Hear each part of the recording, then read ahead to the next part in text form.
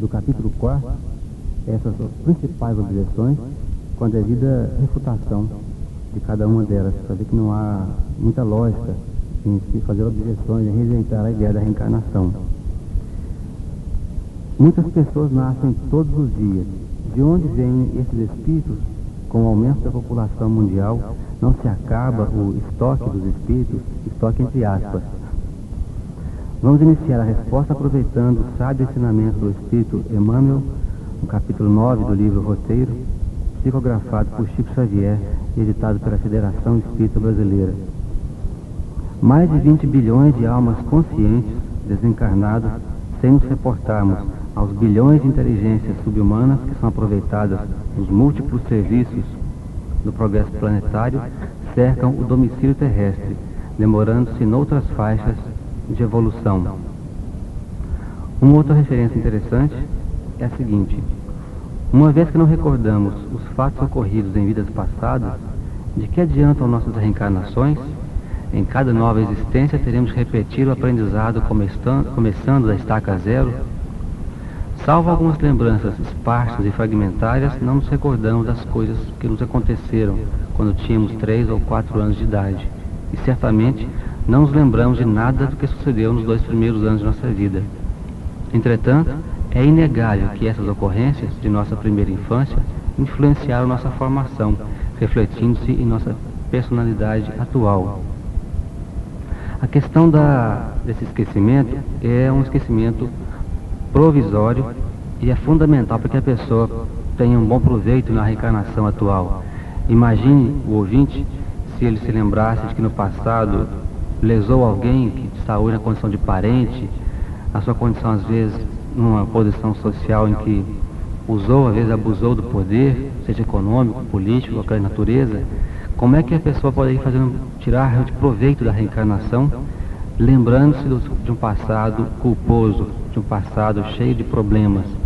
É por isso que quando se cria um corpo novo para a atual encarnação, esse corpo novo com as suas células de memória não estão retendo nada do passado porque ele não participou das experiências anteriores.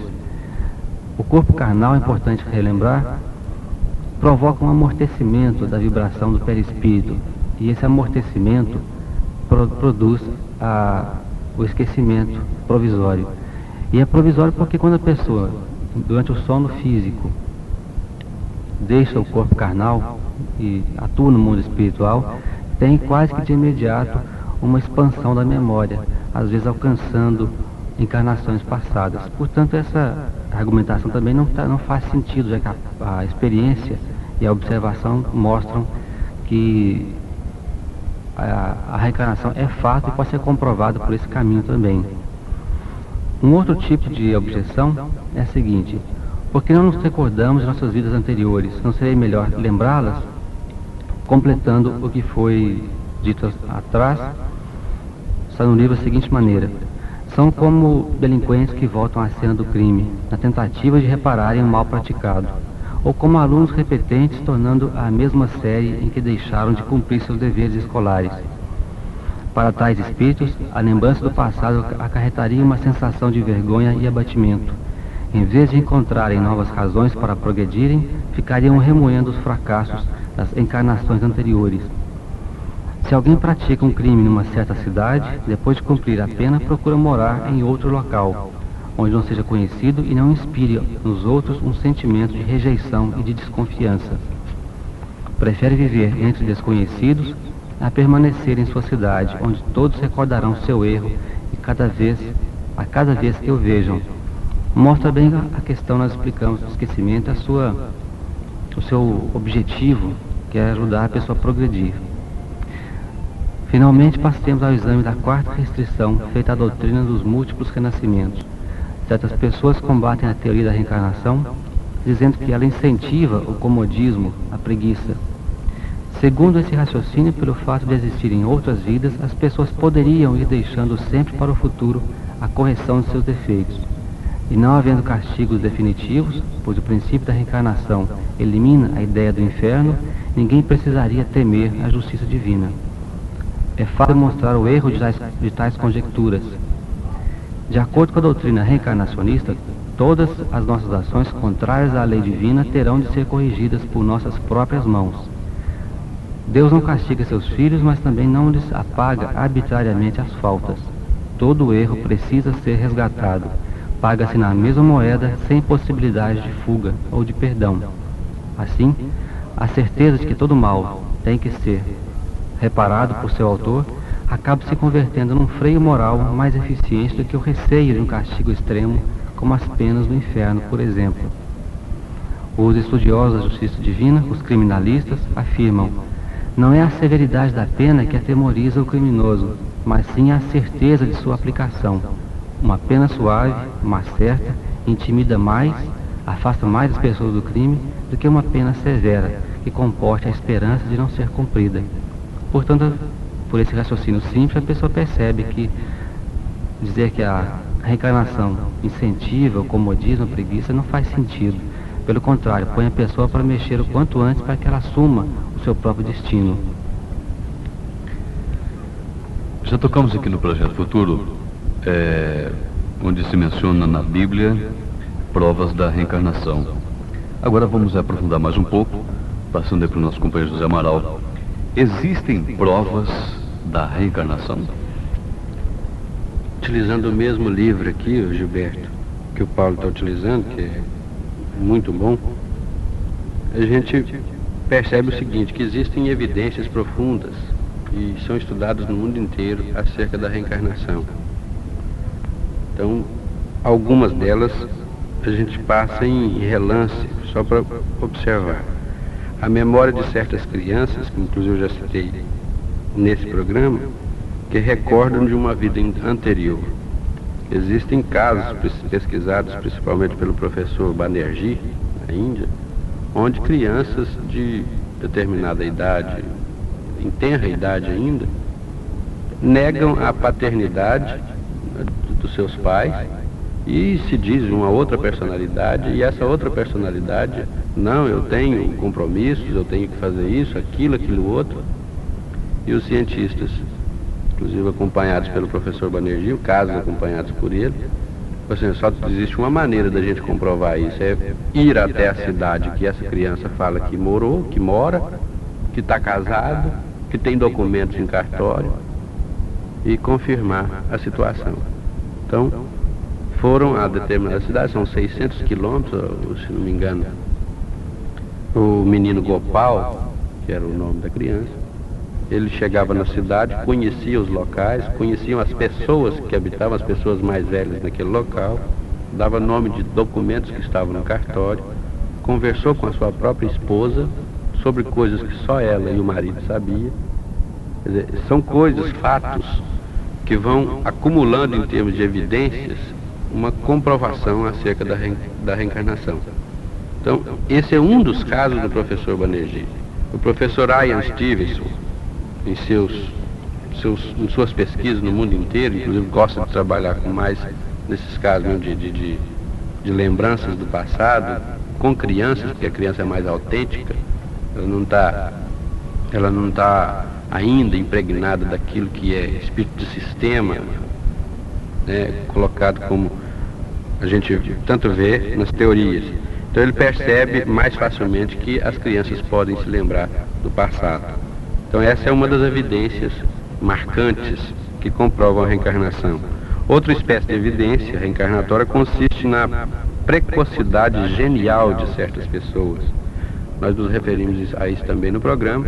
São crianças que às vezes, em tenra idade, com 2 anos de idade, 3 anos de idade, se sentam diante de um piano e tocam, apresentando técnicas de música, técnicas ao desempenhar, ao tocar o piano, que as pessoas que lidam, as pessoas que conhecem, que reconhecem a técnica, ficam embasbacados, ficam atônitos diante daquela situação, porque parte-se do princípio seguinte, que ninguém pode saber uma coisa sem ter desenvolvido o conhecimento. Se você nasce a partir do ventre materno, se você traz apenas as informações genéticas em termos de biologia, A mãe não sabe tocar piano, o pai não sabe tocar piano, o avô não sabe tocar piano, às vezes na família você pode procurar. E mesmo se soubesse, esses átomozinhos que constituem o corpo biológico dessa criatura são outros. Desde que você analise o DNA, o ADN, o gene que traz as informações, eles são átomos. Átomos de carbono, hidrogênio, nitrogênio, oxigênio, e que não trazem estrelinhas na testa.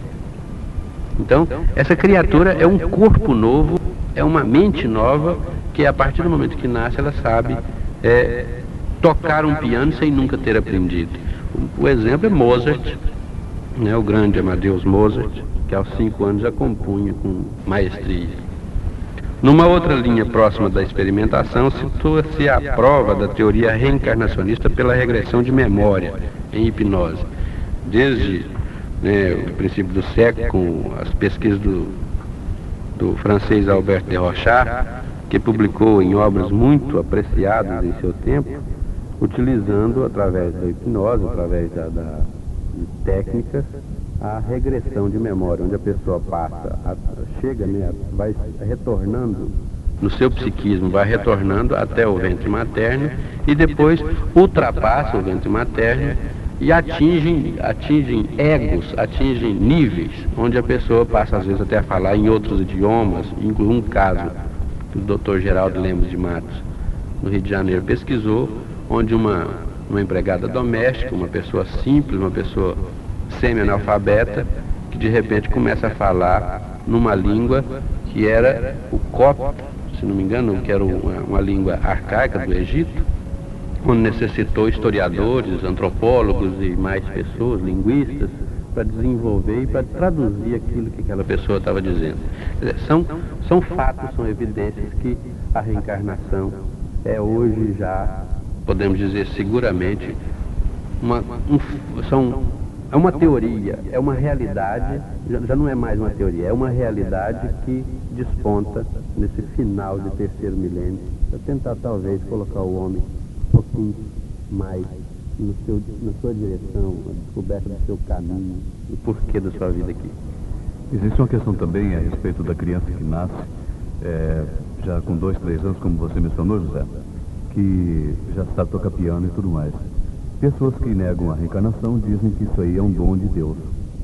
Aí cairíamos naquela mesma situação de que Deus dá privilégio a alguns. Então, a gente não aceitando essa posição aí, o pai não escolhe um para ser bonzinho, um ser artista. Isso fere frontalmente a justiça divina, a qualidade da justiça divina. Porque nenhum pai que se preze, que esteja nos ouvindo agora, um pai que tenha 10 filhos, jamais um pai que tenha 10 filhos vai escolher, por exemplo, a cegueira para um, o aleijume para outro, e para o outro não, esse aqui vai saber fazer tudo, vai saber tocar tudo, e simplesmente para desfrutar em uma vida de 60, 70 anos, e o que é 60, 70 anos numa eternidade. Que relação existe entre evolucionismo e reencarnação? Paulo. É uma outra questão muito importante, porque muita gente anda ainda preso ao criacionismo, a ideia já superada realmente que Deus criou tudo já de forma pronta e acabada, e tudo mais foi apenas repetição, animais gerando seus semelhantes e por aí afora. A ciência prova que não é dessa maneira, a observação demonstra que o raciocínio não está correto e que essa forma de enxergar as coisas realmente faz sentido apenas para a época que foi divulgada, pelos tempos de Moisés. Mas vejamos aqui no livro A Reencarnação Sem Mistérios como o autor coloca essa questão, e pedindo a atenção do ouvinte para que possa acompanhar realmente o raciocínio do autor, que está em pleno acordo com o ensinamento espírita. No início da evolução, as mônadas animaram corpos simples e elementares, como elas próprias. E com o passar do tempo, unidos em vidas sucessivas, corpos e espíritos influenciaram-se mutuamente. E após cada existência terrena, o espírito sofria novas alterações no mundo maior e de lá retornava transformado para imprimir modificações no corpo físico. Isso é importante. O espírito progride no mundo espiritual e com a sua modificação interior imprime algo novo em cada corpo que ele anima aqui na Terra. Desse modo, a evolução espiritual dirigiu e acelerou as mutações que permitiram a evolução biológica. André Luiz, o conceituado autor espiritual, afirma que desde o surgimento da vida na Terra até chegar-se ao homem da Idade da Pedra, 1,5 bilhão de anos decorreram. É bom lembrar que o homem da Idade da Pedra, como é colocado aqui, é aquele que pela primeira vez teve lampejos de consciência, que teve o início do pensamento contínuo, e realmente se pode dizer que surgiu o espírito humano. E desde que o espírito atingiu a condição humana até agora, passaram-se 200 mil anos, conforme está na página 36 do livro Evolução em Dois Mundos, psicografado por Chico Xavier e Valdo Vieira, edição da Federação Espírita Brasileira. O que já foi dito permite fazer uma observação. Nosso espírito gastou muito mais tempo para chegar ao estágio humano do que para desenvolver-se como homem da Idade da Pedra até o presente. Vale dizer que nosso espírito peregrinou por muito mais tempo reencarnando nos reinos inferiores da natureza do que renascendo na espécie humana. Não é demais repetir. Durante 1,5 bilhão de anos, nosso espírito realizou sua evolução nos reinos vegetal e animal, e tão somente há 200 mil anos chegou ao reino da humanidade. Muito bem, amigo ouvinte, agora nós vamos passar para o nosso pequeno momento musical. E dizendo para você, companheiro espírita, para você também que não faz parte do movimento espírita, mas deseja conhecer, participar de alguma atividade no movimento, aqui está então o comunicado do CRE, Conselho Regional Espírita da 5ª Região, está comunicando a todos os interessados que já estão abertas as inscrições para a 12ª CEONG, Confraternização Espírita do Oeste de Minas, que vai ser realizada nos dias 17, 18 e 19 de abril, período da Semana Santa. Devido aí o feriado, fica mais fácil então fazer esse tipo de trabalho. Vai ser na cidade de São Gotardo. Se você está interessado, faça sua inscrição em qualquer centro espírita aqui da cidade, que você tem aí a ficha de inscrição, tudo direitinho para você participar. E o Centro Espírita Estudantes do Evangelho por vir. Disso decorre um encadeamento entre os diversos momentos da vida dos homens. E as referências em torno da questão da lei de causa e efeito são muitas na Bíblia, recorrendo aqui no caso à autoridade desse livro aceito pelo mundo cristão. Por exemplo, com muita clareza disse o apóstolo Paulo que Deus recompensará a cada um segundo suas obras, como consta em Romanos 2:6. Acrescentando que tudo que o homem semear, isso também ceifará. Gálatas 6:7. E outras mais que poderíamos ler aqui, mas são necessárias dentro desse nosso contexto e dentro do tempo disponível. Isso posto, fica então evidente que a lei divina não visa castigar, mas somente reeducar e corrigir os que erram, não porque pecaram, mas para que não pequem mais. É muito importante entender isso aí. A lei de causa e efeito existe com finalidade educativa e não punitiva. Por isso uma pessoa realmente que na atual encarnação é infeliz, como foi mencionado anteriormente, dependendo do que faça, de como se comporta, do que vai realmente definir como construção do seu futuro, pode construir para uma outra encarnação ou já para a sua existência no mundo espiritual, após o desencarne, uma vida muito mais tranquila, muito mais harmoniosa com relação às leis divinas, o que inclui o karma. A reencarnação fortalece ou enfraquece os laços de família? Para muitas pessoas enfraquece, né? Porque de repente você está aqui, na próxima vida você já vai ter outro pai, outra mãe, e na outra você já vai ter outra esposa, outro esposo, outros filhos. De repente vira uma coisa que ninguém mais entende. Analisando pelo imediato, né? Você teria essa impressão. Mas a reencarnação, ela objetiva aumentar os laços de família, de fraternidade, de confraternização entre todos os seres da humanidade. E aliás, é nesses estágios, nesses pequenos estágios que a gente vai aprendendo. A família representa uma célula, um laboratório de experimentação desse sentimento universal que vai nascer em nós.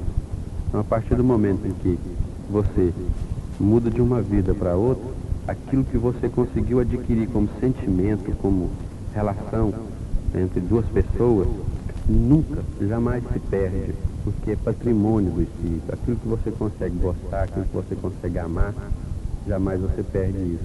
E quando no mundo espiritual essas relações ficam mais intensas ainda, que você consegue perceber o outro como um irmão, um companheiro de luta, um espírito. Então, as relações vão sempre aumentando. E a relação de posse, como nós estamos acostumados a pensar, quando estamos consanguineamente ligados às pessoas, vão se eliminando e, de repente, aquele que está na esquina é nosso irmão, aquele outro mais na frente são nossos irmãos. Então, a reencarnação amplia os laços de família, criando a família universal. Muita gente, José, entende a reencarnação como o retorno da alma a um corpo de animal, planta ou mesmo ocupando um corpo de outro ser humano já adulto. Isso é correto?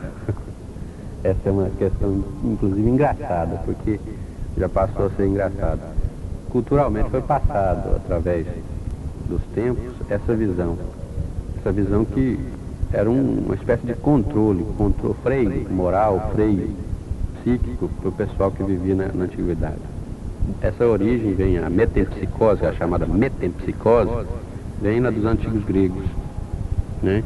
E o processo de se meter o psique em algo, é o processo de se meter o psique em algo. Mas eles sabiam, talvez, através dos seus grupos, através dos seus estudos, esses iniciados, chamados iniciados, sabiam talvez a realidade dos fatos.